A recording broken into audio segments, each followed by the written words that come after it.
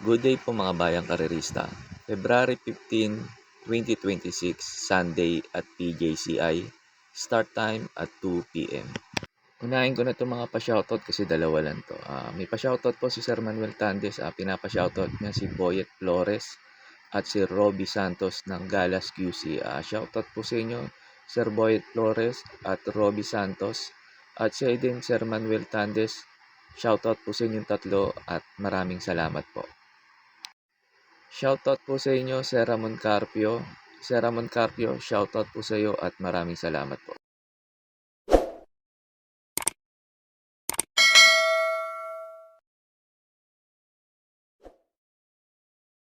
Start na po tayo, race number 1. Start po ng peak 5, races 1 to 5. Sa araw ng Sunday, 8 races po tayo. Kaya po ang start ng race 1, peak 5 po kagad. Race number 1, pang-primera ko dito, numero 2, Black Eagle. Tingin ko kasi ito pwede makinabang dito. Baka kasi maghabol lang kagad sa unahan sila Brown Tiger at Cunningham. Yung lasaran ni Black Tiger, naglaban na to eh. Si Black Eagle saka si Brown Tiger kay Isabel. Isabel nanalo. Tapos sumigunda si Black Eagle. Tapos si Brown Tiger tumersero. Second choice ko, numero 5, Cunningham. Maganda kasi position niya eh. Tapos hanggang ng peso 53, baka iuna na kaagad to. Pag nauna to, at hindi humabol si Brown Tiger, tingin ko malaki chance manalo nito. Pero kung mauna naman si Brown Tiger, at tingin ko hindi naman palalayo ni Cunningham kaagad yan. Kaya tingin ko malaki rin panalo nito ni Cunningham dito. Pag may puhunan pa kayo at kursunado nyo si Brown Tiger, dagdag nyo na lang po. Pagkatapos nga ng info ko dito sa race number 1, in-upload ko po yung lasaran ni Black Eagle. Tapos yung kay Brown Tiger, yung naglaban sila, yung nanalo si Isabel. Saka yung lasaran naman ni Cunningham, in-upload ko din para magkaroon po kayo ng idea kung paano nyo po sila tatayan. Kaya po sa race number 1, pang-primera ko po numero 2, Black Eagle. Tapos second choice ko po numero 5, Cunningham. They're off and running and left in a good line now. Out the back door, Lady Outlaw might have got squeezed soon after the start, but coming out very quickly, Fairfield is going to lead on, settling down from Magellan. Up to third, Cunningham, and fourth, the inside Candle in the Wind. A length and a half back then is Captive Moment. A couple back then, Lady Outlaw, who struck trouble at the start, and she's back with Iconoclast, and 10 lengths off them as they run by the 1,000 metres. And Magellan, the big boy, strides to the front, a length in advance, Fairfield. Third, the outside and a bit deep, Cunningham, and fourth, the inside Candle in the Wind. Captive Moment is creeping closer. They're a mile in front of the rest. Lady Outlaw spots some 15 lengths, and keeping Lady Outlaw company at the tail of the field is Iconoclast. They're on the circle, 750 out, and Magellan still travelling okay, but he's about to be rounded up by Cunningham. Back to third then was Fairfield under pressure. Captive Moment is making a bit of steady ground, and best of the rest was Candle in the Wind. Magellan racing away from the rail, tackled by Cunningham as they swing into the straight, 250 out. Magellan, he gave a kick, Magellan, and he chipped away. Magellan, he got 3 over Cunningham. Favourites in big bother here because Magellan, he's off and gone, Magellan, and Magellan races away. He's going to absolutely bolt in down to the line, and Magellan wins by 7. Second is going to be Cunningham. Third is Fairfield, followed then by, pulling up very quickly, was Lady Outlaw, Iconoclast, Captive Moment, and Candle in the Wind. Brown Tiger the inside, off and running, and very slow in a stride. Confident Surges missed it by 5 and 6 lengths. Brown Tiger came out running in the early part. Brown Tiger, but taken on quickly by Isabel. Running in third spot then is My Oh My, and fourth the rail is Black Eagle. Then a big space back then to pushed along was King of War. A long gap back to Confident Surge, who's back at the tail of the field as they run towards the 800 metres. Bayabel, favourite, takes up the running. 2 in advance, Brown Tiger. A length and a half back, Black Eagle third, and running in fourth, My Oh My. Then came King of War. There's a big space back to the rest, and they are headed by Confident Surge and Thunderstorm, and they're 15 lengths off this leader who starts the circle. Bay of Bell. Bay of Bell is to an advance of Brown Tiger, who's been pushed along. Black Eagle is making steady ground, followed by 4 or 5 back, My Oh My, and then came King of War as they run towards the home turn, and it's Bay of Bell taken on in earnest by the colt Black Eagle, and they round the home turn together. Bay of Bell the inside, in the centre of the track, Black Eagle. Brown Tiger can't do any more at the 200 metres. Bay of Bell popped the question. Bay of Bell goes boom. It's Isabel, not Bay of Bell, but it's still a bell, and it's racing away. Isabel down to the wire by 5. In second spot, Black Eagle, and then came Brown Tiger, a distant third, followed. Sa race number 2 na po tayo, start po ng winner take all, races 2 to 8, distance 1,400 meters. Ito sa mga nagtitipid at kulang sa puhunan, pwedeng soloin to si Amazing. Nag-protection lang kasi ako kasi hindi ko gusto position niya ngayon nasa numero 1. Baka maiwan si Kabayo at hindi maganda yung salida. Pero pag maganda si Nalida nito, tingin ko patok dito to. Ito numero 1 Amazing at mag-uumento pa to kasi last run nito, ang ganda ng tinakbo. Tapos ang ganda ng sinalida niya ngayon. Yung protection ko, numero 2, Lap in the Rain. Ito si Lap in the Rain, ang ganda ng tinakbo nito last run. Hindi lang maganda yung position niya, hindi siya kagad nakapwesto at nasa run siya. Kaya tingin ko, ito pwedeng umupset kay Amazing pag hindi maganda si Nalida o naiwan to si Amazing. Kaya po sa race number 2, pang-primera ko po numero 1, Amazing. Tapos pang-protection ko po numero 2, Lap in the Rain. Sa race number 3 na po tayo, start po ng Peak 6, races 3 to 8, distance 1,400 meters. Ito ulit sa mga nagtitipid at kulang sa punan. Pwedeng soloin to si numero 5, Ladybug Red. Baba ngayon sa laban niya. Tingin ko lamang dito to. Nag-protection lang ako yung numero 3, Queen Bell, kasi porsyonada ko to. Kasi last run nito, ang ganda rin ng tinakbo nito, kala Isla Puting Bato.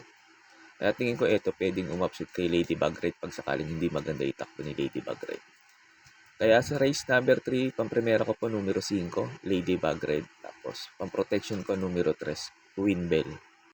Sa race number 4 na po tayo, start po ng second Peak 5, races 4 to 8, distance 1,400 meters. Pang-primera ko dito numero 7, Golden Charger. Medyo bumaba yung laban niya ngayon. Tapos maganda pa position niya nasa labas. Ito kasi si Kabayo na to, gusto nito nasa labas. At tingin ko, pag maganda sinalida nito, baka makasabay kagad to kay Doña Chichay o mauna to kay Doña Chichay. Pag ito napabayaan, tingin ko malaki chance makatapos ng karera to. Ito numero 7, Golden Charger. Tapos second choice ko na rin yung numero 1, Doña Chichay. Ito bigyan lang na importansya na may-ari to. Tingin ko may panalo rin to dito kasi wala namang ganong mabilis dito. Pag ito nauna, tingin ko malaki rin chance na ito makatapos ng karera, itong 1, Doña Chichay. Basta bigyan lang po na importansya na may-ari ito. May panalo po rin dito to.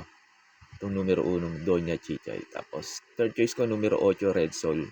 Red Soul kay out of touch, si Migunda to. Maganda rin tinakbo nito. Tapos maganda pa position niya. Last to enter. Tingin ko, baka makasabay ka agad. Tingin ko, malaki rin chance na ito manalo rito. Ito numero 8, Red Soul. Kaya po sa race number 4, pang-primera ko po numero 7, Golden Charger. Tapos second choice ko po numero 1, Doña Chichay. Tapos third choice ko po numero 8, Red Soul. Sa race 5 na po tayo, start po ng Peak 4, races 5 to 8, distance 1,400 meters. Dito sa race number 5, pag may kursunada kayo, dagdag nyo lang. Numero 7, Super Majority. Ito para po sa akin dito sa race number 5, sosoloin ko na po to. Last run nito, kala Amazing, pumang-apat to. Medyo nanibago lang si Kabayo. Kaya tingin ko, baka magamay na ni Kabayo to. Tapos maganda pa position niya, nasa labas. Last to enter, tingin ko, makakasabay kagad to kung sino man yung mauuna rito. Para po sa akin, itong race number 5, itong numero 7, Super Majority, para po sa akin, sosoloin ko na po. Sa race number 6 na po tayo, sa last DD plus 1, distance 1,400 meters. Pang-primera ko dito, numero 8, Catral. Ito, nagpadihado lang sa hinete to. Pero pag na-irate naman ni P.O. Repe to, tingin ko, malaki chance na ito manalo dito kasi umintado tong kabayo na to, sunod-sunod ang panalo nito, tapos maganda pa position niya, nasa labas. Kaya tingin ko malaki chance na ito manalo ulit dito, to numero 8 Catral. Tapos second choice ko po yung numero 6 Aerial Bay. Ito kasi mas pinili ni PM Caballero. Tingin ko mas mahusay siguro to kasi mas pinili niya. Last run nito nag-barrier to. Maganda naging prueba nito, nasa 1:11.8. Hindi pa maganda sinalida nun. Kaya tingin ko mag-uumento pa tong kabayo na to numero 6 Aerial Bay. Tapos pandihado ko numero 4 Justifiably So. Maganda lang ulit sa lida nito. Tingin ko pwedeng umupset sa kanila to. Itong numero 4 Justifiably So. Kaya po sa race number 6, pang-primera ko po numero 8 Catral. Tapos second choice ko po numero 6 Aerial Bay.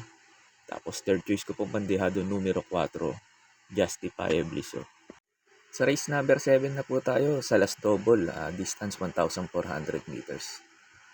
Ito sa mga nagtitipid at kulang ulit sa punan, pwedeng soloin to numero 1 Asintado. Last run nito, ang ganda na ng tinakbo nito kala Official Seal. Nagpreba ng 1.27. Siya pinakamaganda preba rito. Kaya tingin ko lamang po dito to numero 1 Asintado. Tapos second choice ko po numero 5 Modern Stroke. Ito gamay niya tong PJC. Dito nagpapanalo to si Modern Stroke. Kaya tingin ko ito pwedeng umupset kay Asintado sakaling hindi maganda itakbo ni Asintado. Itong numero 5 Modern Stroke. Tapos third choice ko lang yung numero 2 Go Aidan Go. Pag ito nakalabas na aparato, tingin ko may panalo to. Itong numero 2 Go Aidan Go. Kaya po sa race number 7, pang-primera ko po numero 1 Asintado. Tapos second choice ko po numero 5 Modern Stroke. Tapos third choice ko po numero 2 Go Aidan Go. Sa last race na po tayo, sa race number 8. Bago nga pala ako magbigay ng info ko dito sa last race, makikiusap po sana ako sa inyo na sana po mag-subscribe po kayo sa YouTube channel ko at pakitap na rin po yung notification bell para updated kayo tuwing mag-upload ako ng mga infos ko at videos ko po dito. Arnel Racing Tips, maraming salamat po. Sa last race na po tayo, sa race number 8, sa last forecast, distance 1,400 meters. Ito, paratingan na to, kayo na lang po magdagdag kung may mga kursunada po kayo dito.